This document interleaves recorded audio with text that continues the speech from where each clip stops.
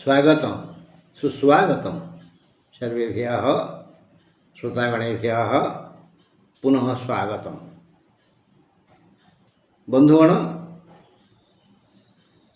काली आम आलोचना करथिले दशम घर अधिपति बृहस्पति हेले से बृहस्पति की शुक्र छाड़ से कथा दशम घर अधिपति जी होना कहीं रवि चंद्र मंगल बुध बृहस्पति शुक्र शनि यही सातटी ग्रह जी कौन कहले राहु केतु छाया ग्रह से माने आम ग्रह भितर नहांती आम परिवार लोक से नुहंती किंतु से गंडगोलिया बाहर लोग घर पशा गंडगोल करते सेमता तेणु बाहर लोक किसी लोक समर्थन करती आम घर लोक मु आपन को समर्थन करे आपण मत भल पाते मुझे भल पाए किंतु मो परिवार पे आप भल नुहति सेमती किसी ग्रह माने शनि शुक्र बुध एमाने भल पाती राहु को आउ केतु को भल पाती देवग्रह माने आम परिवार ग्रह हेले सात रवि चंद्र मंगल बुध बृहस्पति शुक्र शनि यही सातटी ग्रह जी दशमाधिपति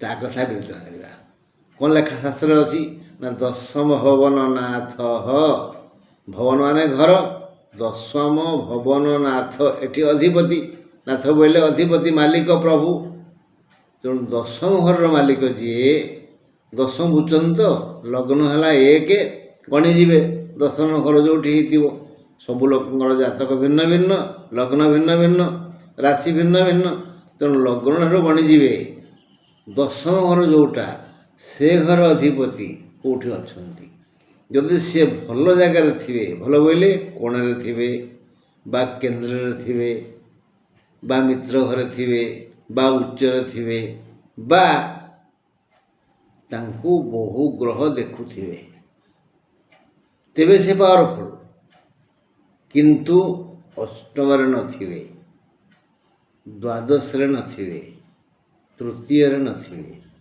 कौन लेखा अछि दशम भवननाथ केन्द्रे कोणे धने बा दशम भवननाथ केन्द्र रे लग्न चतुर्थ सप्तम दशम चारि घर को केन्द्र कहुए कोण किए है पंचम नवम को कोण कहुए केन्द्र घर अपेक्षा कोण घर पावरफुल दशमाधिपति केन्द्र रे बा कोण रे बा धन रे द्वितीय रे दशम भवननाथ केन्द्रे कोणे धने बा बलवती जदि जात हो जदि से घरे बलवान रही हेनी से घर तांकर नीच हो से घर तांकर शत्रु घर हो से घर को पाप घर देखुवे से घरे अन्यान्य पाप घर थे से जमा पावरफुल न सत्संपन्न न दुर्बल से सब दशम घर मालिक जदि केन्द्र रे माने 1 4 7 10 थे कोण रे माने 5 रे बा 9 रे थे बा 2 रे थे धन रे थे ताले कौन हम एवं से निर्मल थे पावरफुल थे महाशक्तिवान थे तेबे से लोक जो लोक ये जोगरे जन्म होता है जो शिशु पृथ्वी को आसी थाए से सकल प्रकार सुविधा पृथ्वी रे पाए शैशवरु ता देह ठीक ठाक रहे से भल शिक्षा लाभ करे यथा समय बापा माँकर स्नेह आदर पाए पढ़िबार सुजोग पाए स्वास्थ्य वृद्धि हुए क्रमशः तार ना लोक जानती लोक लोचन ने तार सम्मान बढ़े तापर से धन रोजगार करे उच्च पदवी पाए उच्च आसन को जाए एवं କ୍ରମଶଃ ଲୋକ ତାକୁ ଜାଣନ୍ତି ଯେ ଇଏ ଗୋଟିଏ ଘରୁଆ ଘରର ପୁଅ, ଭଲ ଗଛର ମଞ୍ଜିରୁ ଇଏ ଗଛଟି ହେଇଛି। ସ ଭବତି ନରନାଥ ବିଶ୍ୱବିଖ୍ୟାତ କୀର୍ତ୍ତି ବଳେନ ରୂପେନ ଗୁଣେନ ତହ ତସ୍ୟ ସମ ନଃ ସମକକ୍ଷ ଭବତି। ବନ୍ଧୁ, ଆମେ ଏତିକି ମନେ ରଖିବା। ଆଜି ଭିତରକୁ ପଶିବା। ମାନେ ଆମେ ଅଛେ କି ବାରେ? ବୁଧବାରେ। ଆଜି ଚତୁର୍ଦ୍ଦଶୀ ଅଛନ୍ତି 6ଟା 24 ଯାଏ। ତାପରେ ଅମାବାସ୍ୟା ଆରମ୍ଭ ହେଇଯିବେ। ଦେଖିବା କ'ଣ ହେଲା ଆଜି। ଆଜି 19 ତାରିଖ ଗୁରୁବାର, ଅଛେ ବୁଧବାରେ। ଆଲୋଚନା କରିବା ଗୁରୁବାର ବିଷୟରେ। 19 ତାରିଖ ଗୁରୁବାର। ସୂର୍ଯ୍ୟ ଉଦୟ ହେବେ 5ଟା 53 ପରେ, ଅସ୍ତ ହେବେ 5ଟା 55 ପରେ। ପ୍ରାୟ ସମାନ ହେଇଗଲାଣି, ନାଇଁ କି? ଆଉ 2 ମିନିଟ୍ ଏପଟ ସେପଟ। ମନ୍ଦ ସମୟ, ମାନେ ଏ ସମୟରେ ଆମେ କୁଆଡ଼େ ଯିବାନି କି ଶୁଭ କାର୍ଯ୍ୟ ଆରମ୍ଭ କରିବାନି, ଏପରିକି ମଞ୍ଜି ଲଗାଇବାନି। ହଁ, ସେ ହେଉଛି ଦିନ 1ଟା 24ରୁ 2ଟା 55। ବୁଝା ପଡ଼ିଲା? ଦେଖିବା ମେଷ କଥା। ଗୁରୁବାର ମେଷ ରାଶି ପାଇଁ ଶୁଭବାର। ମାତ୍ର 19 ତାରିଖ ଚନ୍ଦ୍ର ଅଶୁଭ। ବାର ଶୁଭ, ଚନ୍ଦ୍ର ଅଶୁଭ। ଗୁରୁବାର ମେଷ ରାଶି ପାଇଁ ଶୁଭବାର। ମାତ୍ର 19 ତାରିଖର ଚନ୍ଦ୍ର ଅଶୁଭ ହେତୁ ବ୍ୟୟ ବଢ଼ିଯିବ, ଦେହ ଦରଜ ହେବ, ପୁରୁଣା ରୋଗ ଥିଲେ ଆକ୍ରମଣ କରିବ, ଦୂରଯାତ୍ରା ଦୁଃଖପ୍ରଦ ହେବ, ଯଥା ସମୟରେ କୌଣସି କାର୍ଯ୍ୟ ହେବନି, ଆୟ ଅମଳରେ ବିଘ୍ନ ଆସିବ, ଦୈନିକ କର୍ମ ଯୋଜନାରେ ବାଧା ଆସିବ। କୃତ୍ତିକା ନକ୍ଷତ୍ର, ମାନେ କୃତ୍ତିକା ମେଷ, କୃତ୍ତିକା ନକ୍ଷତ୍ରଧାରୀଙ୍କ ପାଇଁ ଆଜି ଏକ ଜଟିଳ ଦିନ। ବୁଝା ପଇଲା? ବୃଷ ରାଶି। ଗୁରୁବାର ବୃଷ ରାଶି ପାଇଁ ଅଶୁଭ ବାର। ମାତ୍ର 19 ତାରିଖ ଚନ୍ଦ୍ର ଶୁଭ ଫଳ ଦେବେ। ବାର ଅଶୁଭ, ଚନ୍ଦ୍ର ଶୁଭ। ତେଣୁ ସବୁବେଳେ ଚନ୍ଦ୍ର ପାୱାରଫୁଲ୍ ବାର ଅପେକ୍ଷା। ଯେଉଁ ଜନ କର୍ମ ପ୍ରତି ଆଗ୍ରହୀ, ମାନେ ଯିଏ କର୍ମଠ, କର୍ମରଙ୍କ, କର୍ମ ବ୍ୟାକୁଳ କର୍ମୀ ହେଲା, ଯେଉଁ ଜନ କର୍ମ ପ୍ରତି ଆଗ୍ରହୀ ହୋଇ ଅନୁକୂଳ ମନୋଭାବ ପୋଷଣ କରି ଯାଉନୁ, ଏମିତି କାମ ହୁଏନି, ସେ ତାର ହୃଦୟର ପ୍ରେରଣା ପାଇ କର୍ମ ପ୍ରତି ତତ୍ପର ହେବ। ହେଲା, ମନୋଭାବ ପୋଷଣ କରି ଯଥୋଚିତ କର୍ତ୍ତବ୍ୟ କରିବେ। ବୃଷ ରାଶିର ଯେଉଁ ଲୋକ କର୍ମ କରିବା ପାଇଁ ଉତ୍ସାହୀ ଆଗ୍ରହୀ ହେବେ, କର୍ମ କରିବେ ନୀତିଗତ ଭାବରେ, ଯାଠା ନା ପାଲାନ, ନୀତି ଭାବରେ କରିବେ। ହେଲେ କ'ଣ ହେବ? ଆଜି ଭାଗ୍ୟଲକ୍ଷ୍ମୀ ହେଲା, ଆଶାତୀତ ଅର୍ଥାଦି ଦେବେ। ଆଶା କରିନଥିବେ ଅର୍ଥ ଆଦି, ଅର୍ଥ ପ୍ରଭୃତି ସବୁ ଦିଗରୁ ଲାଭ ବା ଆଜି କୌଳିକ, ମୌଳିକ, ବୌଦ୍ଧିକ ବିକାଶ ହେବ, ଆର୍ଥିକ ବିକାଶ ହେବ ଇତ୍ୟାଦି। ତେଣୁ ଅର୍ଥାଦି ଦେବେ। ଯଦି କର୍ମ ନ କରିବେ, ଯାଠା ମା କରି ଠକିଦେବେ କର୍ମରେ, ତାହେଲେ ଭାଗ୍ୟଲକ୍ଷ୍ମୀଙ୍କ କରୁଣା ପାଇବେ ନାହିଁ। ହେଲା ମଲ୍ଲା। ଦେହ ମୁଣ୍ଡ ସୁସ୍ଥ ରହିବ। ଦୈନନ୍ଦିନ ଜୀବନ ଧାରା ପ୍ରବହମାନ ରହିବ। ପ୍ରବହମାନ କିଏ? ନଦୀ। ସେ ଯେମିତି ଅଗ୍ରସର ହୁଏ, ସେମିତି ଆମ ଦୈନନ୍ଦିନ ଯେଉଁ କାମ କରୁଛେ ବୃଷ ରାଶି ଲୋକମାନେ, ସେମାନଙ୍କର କାମ ଅଗ୍ରସର ହେବ, ସେଥିରେ ମଧ୍ୟ ସଫଳ ହେବେ। ମୋଟାମୋଟି ଗୁରୁବାର ବୃଷ ରାଶି ପାଇଁ ଶତକଡ଼ା 90%, 90% ଭଲ। ବାସ୍। କିନ୍ତୁ ମୃଗଶିରା ନକ୍ଷତ୍ରଙ୍କର ଟିକେ ଅସୁବିଧା। ମୃଗଶିରା ବୃଷ, ସେ ଟିକେ ହୁସିଆର ରହିବେ। ମିଥୁନ ରାଶି। ମିଥୁନ ରାଶି ପାଇଁ ଗୁରୁବାର ଶୁଭ ନୁହେଁ। ମାତ୍ର 19 ତାରିଖର ଚନ୍ଦ୍ର ଶୁଭ ହେତୁ ଏମାନେ ନୂଆ ନୂଆ କର୍ମ କରିବା ପାଇଁ ଆଗ୍ରହ ପ୍ରକାଶ କରିବେ, ଆନନ୍ଦିତ ହେବେ। ଏମାନଙ୍କର କର୍ମ ଯୋଜନା ସଫଳ ହେବ। ଆୟ ଅମଳରେ ବାଧା ନାହିଁ। ଦେହ ମୁଣ୍ଡ ଠିକ୍ ରହିବ। ଆଉ ଦୈନିକ ବେଉସା ଆଗେଇବ। ଆନନ୍ଦ ଓ ଶାନ୍ତି ଦିନ 2ଟା ଯାକ ଆନନ୍ଦ ମିଳିବ, ଶାନ୍ତି ମିଳିବ। ଆନନ୍ଦ ଓ ଶାନ୍ତି ଦୁଇଟା ଯାକ ପାଇ ଖୁସି ହେବେ। ପୁନର୍ବସୁ ନକ୍ଷତ୍ରଧାରୀ ଲୋକଙ୍କ ପାଇଁ ଟିକେ ଅଶୁଭ ଦିନ। ମାନେ ବୃଷ ଭଳି, ବୃଷ ଶତକଡ଼ା 90 ଭଲ ଫଳ ପାଇବେ, ମିଥୁନ 80 ଭାଗ ପାଇବେ, ମେଷ 25%। ଆଉ ବୁଝା ପଡ଼ିଲା। ଏବେ ଆସିବା କର୍କଟ ପାଖକୁ। ବାର ଦୃଷ୍ଟିରୁ କର୍କଟ ରାଶି ପାଇଁ ଗୁରୁବାର ହେଉଛି ଶୁଭ, କାହିଁକିନା ବୃହସ୍ପତିଙ୍କର ଚନ୍ଦ୍ରଙ୍କର ମିତ୍ରତା ବହୁତ ବଢ଼ିଆ। ମାତ୍ର 19 ତାରିଖର ଚନ୍ଦ୍ର ଅଶୁଭ। କର୍କଟର ଅଧିପତି ଚନ୍ଦ୍ର, ଏଣେ ଚନ୍ଦ୍ର ଅଶୁଭ। କ'ଣ ହେବ ନା ମନ ଫାଟିଯିବ। କେହି ଗୋଟିଏ କ'ଣ କହିଦେବ ବା ନିଜେ କୌଣସି କାମ କରୁ କରୁ ଭୁଲ ଭାଲ ହେଇଯିବ, ମନ ଭାଙ୍ଗିଯିବ। ସାମାନ୍ୟ ଅଘଟଣ ଘଟିବାରେ ଅଶ୍ଳେଷା ନକ୍ଷତ୍ରଧାରୀ ଲୋକଙ୍କର ମାନସିକ ସନ୍ତୁଳନ ଘଟିବ। ଅଘଟଣ ଘଟିବାରେ ଅପମାନିତ ହୋଇପାରନ୍ତି। ଏହା ଜାଣି ନିଜ କର୍ମ କର୍ତ୍ତବ୍ୟ ପ୍ରତି ଆଗ୍ରହ ପ୍ରକାଶ ରଖି ଚୁପଚାପ ରହିଲେ ସମସ୍ତ ଅଶୁଭ ମିଳେଇଯିବ। କର୍କଟ ରାଶି ଲୋକମାନେ ଟିକେ ଧୈର୍ଯ୍ୟବାନ, ତେଣୁ ସେମାନେ ଭାବି ଚିନ୍ତି ସବୁ ପଦକ୍ଷେପ ନିଅନ୍ତି। କିନ୍ତୁ ବେଳେବେଳେ ତ ସେ ପଛ ବୁଦ୍ଧିଆ, ଆଉ ଚୋର ଗଲାବେଳେ ତାଙ୍କ ମୁଣ୍ଡକୁ ବୁଦ୍ଧି ଆସେ। ଆଉ ହଁ, ଭାରି ପସ୍ତାନ୍ତି।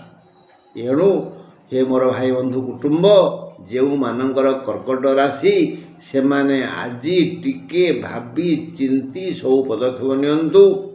ଆଉ ତରବରରେ କୌଣସି କାର୍ଯ୍ୟ କରନ୍ତୁନି, ଉଚ୍ଚବାଚ କରନ୍ତୁନି, ଚୁପଚାପ ରହି ନିଜ କାମ କରନ୍ତୁ, ମଙ୍ଗଳ ହେବ। ସିଂହ ରାଶି, ବାର ଦୃଷ୍ଟିରୁ ଗୁରୁବାର ଶୁଭ। ମାତ୍ର ଆଜି ଘାତ ଚନ୍ଦ୍ର, ହେଇତ ଅସୁବିଧା। ଘାତ ଚନ୍ଦ୍ର ବାଡ଼େଇ ପିଟି ହେଇଯିବ, ରକ୍ତ ବାହାରିଯିବ, ସାବଧାନ। ଅଶୁଭ ଫଳରେ ଦେହ ଖରାପ ହୋଇପାରେ, ଦେହରେ ଆଘାତ ହେବା ସମ୍ଭାବନା ଅଛି, କେହି ଅପମାନ ଦେଇପାରେ, ଧନହାନି ବି ମାନ୍ଦା ହେବ। ଉତ୍ତର ଫାଲ୍ଗୁନୀ ନକ୍ଷତ୍ରର ଦିନ ସାରା ଅଶୁଭ। ସିଂହ ମେଷ ଭଳି ଦୁଃଖ ଭୋଗ କରିବ ଆଜି। ତେଣୁ ସିଂହ ରାଶି ଲୋକମାନେ ହୁସିଆର, କାହା ସାଙ୍ଗରେ ବେଶୀ ମିଳାମିଶା କରନ୍ତୁନି। ଯଦି ମିଳାମିଶା କରିବେ ତାହେଲେ ମାପି ଚୁପି, ଅନେକ ଶୁଣନ୍ତୁ, କମ୍ କହନ୍ତୁ, ହସନ୍ତୁ ନା, ଦେଖିବେ ସବୁ ଦୁଃଖ ଦୂର ହେଇଯିବ। ସବୁ ଜ୍ଞାନୀ କହନ୍ତି ପରା, ଦୁଃଖ ସମୟରେ ଦର୍ପଣ ଦେଖ, ହସ, ଖାଲି ମନ ଖୋଲା ହସ ହସ, ଦେଖିବ କେତେ ମଙ୍ଗଳ ହେବ। ହେଲେ ହେ ଶ୍ରୋତା, ଗୋଟେ କଥା ମାନିବ, ଯେତେବେଳେ ବିଶ୍ରାମ ପାଇବ ସେତେବେଳେ ତାଳି ମାରିବ, ଜୋରରେ ଜୋରରେ ତାଳି ମାରିବ, 3 ଥର ମାରିଦେବ। ଦେଖୁନା କେତେ ମଙ୍ଗଳ ହେବ, କେତେ ଲାଭ ହେବ, କେତେ ଶାରୀରିକ ସମସ୍ୟା ଦୂର ହେଇଯିବ। ଜୋରରେ ତାଳି ମାରିବ। ଏବେ ଆଲୋଚନା କରିବା କନ୍ୟା କଥା।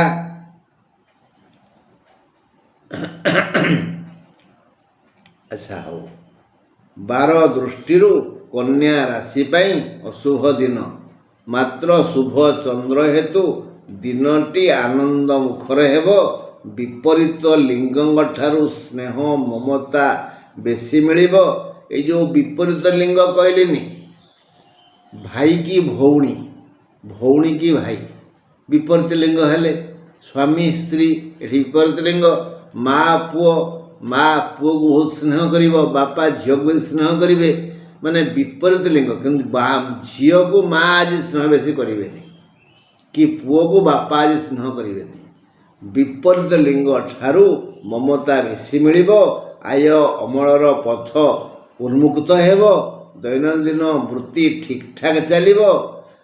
ଗାଈ ମୁହଁରେ କ୍ଷୀର ପରି ସମୁଚିତ ଧାରାରେ କର୍ମ କର୍ତ୍ତବ୍ୟ କଲେ ହାତକୁ ମୁଠା ମୁଠା ଧନ ଆସିବ ଏବଂ ସେ ଧନ ଦେଖି ଭାବି ପାରିବେନି ଯେ ସତରେ ମୁଁ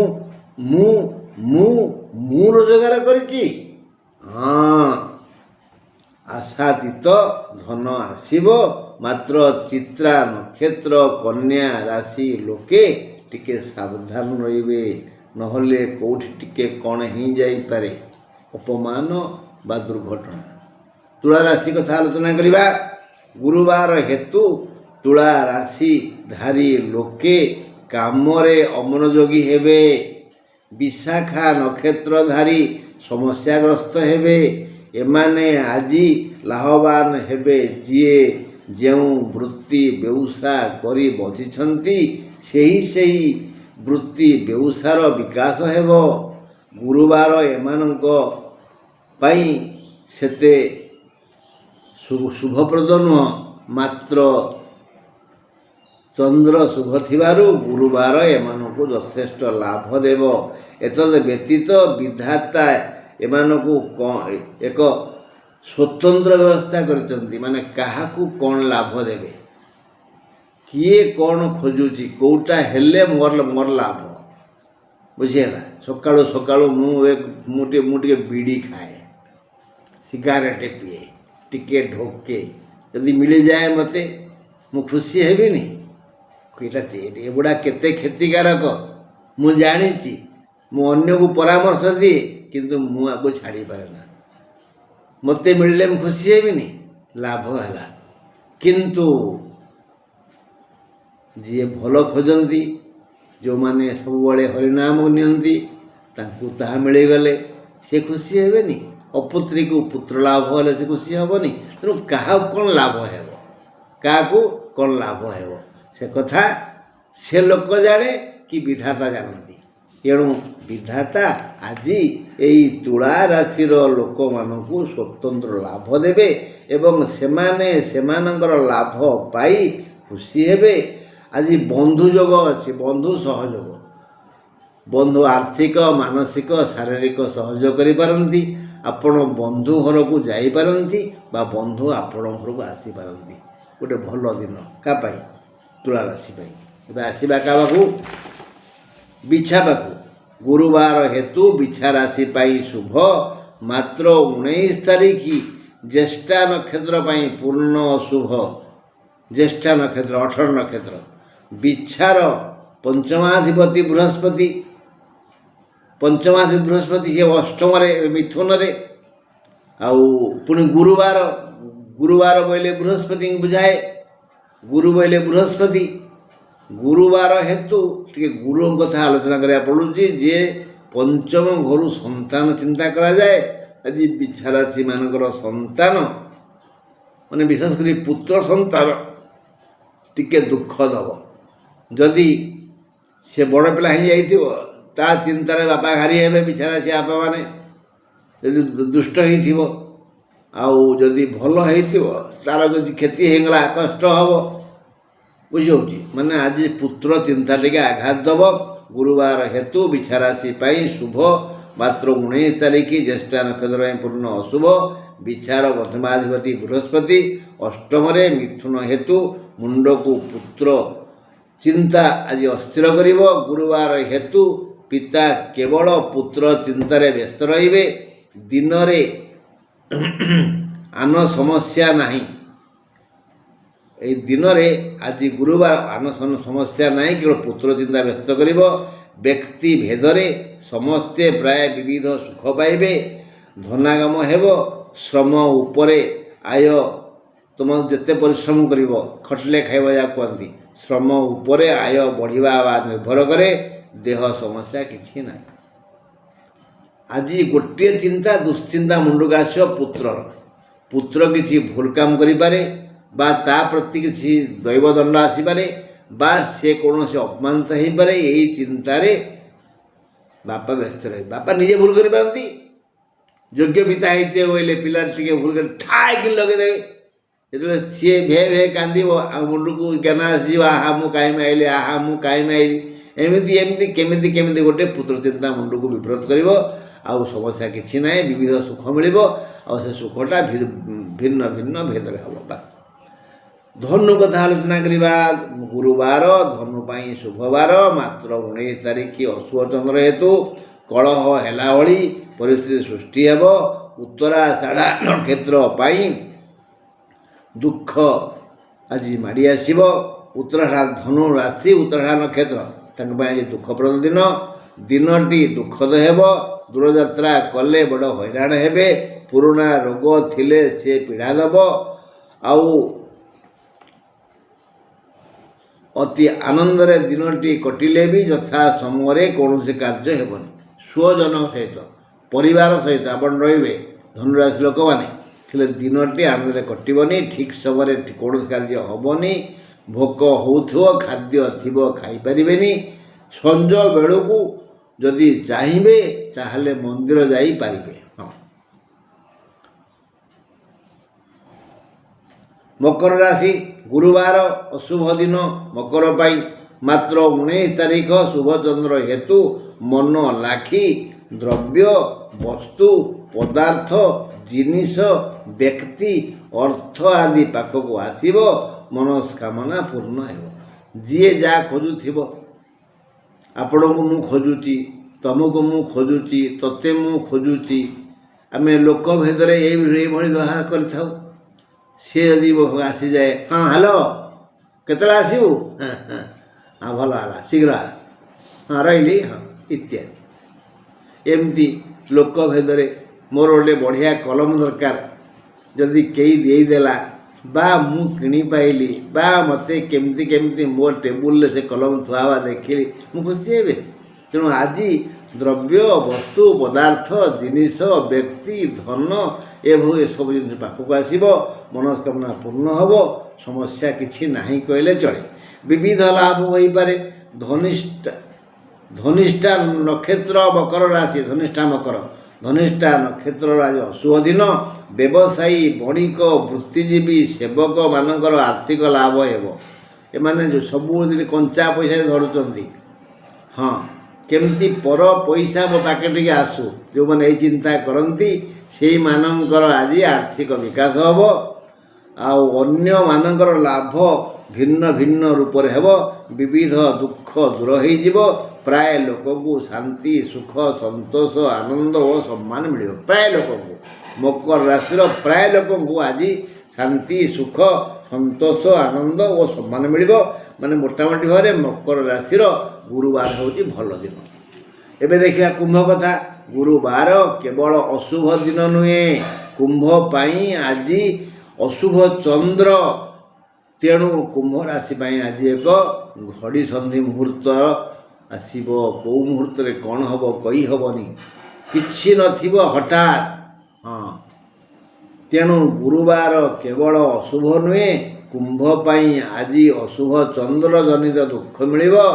ଧନାଗମରେ ବାଧା ନାହିଁ, ମାତ୍ର ମନ ଆଜି ଭାରାକ୍ରାନ୍ତ ହୋଇ ବୃଥା ଚିନ୍ତା କରିବ। ଫଳରେ ବୃତ୍ତି ବେଉସାରେ ଅବହେଳା କରି ଦୁଃଖ ପାଇବେ। ଦୈନନ୍ଦିନ ବୃତ୍ତି ବେଉସା ଲାଭକାରକ ହେବନି। ପୂର୍ବଭାଦ୍ର ନକ୍ଷତ୍ରଧାରୀ କୁମ୍ଭ ରାଶି, ପୂର୍ବଭାଦ୍ର ନକ୍ଷତ୍ର ବୋଇଲେ 25-11 ପୂର୍ଣ୍ଣଧାରୀ ଅଧିକ ସମସ୍ୟା ସମ୍ପନ୍ନ ହେବେ। ମାନେ କୁମ୍ଭ ରାଶିର ଆଜି ଶତକଡ଼ା 5% ପ୍ରଫିଟ୍, ଆଉ ବାକି 95% ଲସ୍। ମୀନ ରାଶି କ'ଣ ଦେଖିବା ନା, ମୀନ ରାଶି ପାଇଁ ଗୁରୁବାର ଯେତିକି ଶୁଭ, ଶ୍ରୀଚନ୍ଦ୍ର ଠିକ୍ ସେତିକି ଶାନ୍ତି ଦେବ। ଆଜି ମୀନ ପାଇଁ ସବୁ ଦିଗରୁ ଲାଭ। ସେମାନେ ଆଜି ମୌଳିକ କୌଳିକ ପାରିବାରିକ ସାମାଜିକ ଆର୍ଥିକ ବୌଦ୍ଧିକ ସାମାଜିକ ଓ ପାରମାର୍ଥିକ ସବୁ ପ୍ରକାର ଲାଭ ପାଇବେ।